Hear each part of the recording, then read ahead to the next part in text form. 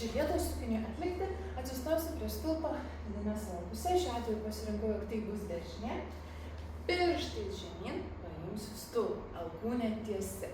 Išorinė ranka, šiuo atveju mano kairė, grieps išsuktą paėmimą stulpą.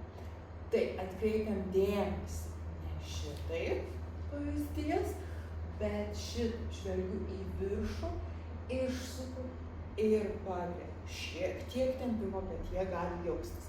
Tai dar kartą pirštai žemyn, išsuktas paėmimas viršuje.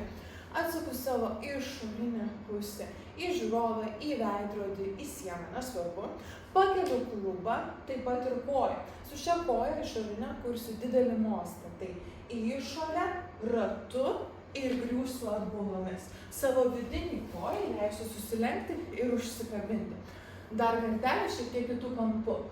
Pirštai žemyn, išsukta ranka viršuje, alkūnės tiesios, pakeliu klubą aukštyn ir ratu, vidinę koją užkirpa ir vidinę ranką galime paleisti, kad nemaišytų, jeigu jaučiamės saugiai.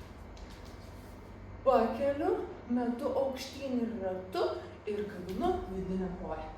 Papildomas patarimas yra neįsėsti, neišriesti už pakaliuko atgal, o visą laiką stumti klubus į priekį. Tai dabar pademonstruosiu, jeigu įsėsčiau. Metu ir matot, nesigauna sukinys. Lygiai taip pat.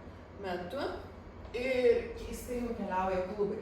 Tai visą laiką stumia į priekį. Metu ir bamba į priekį.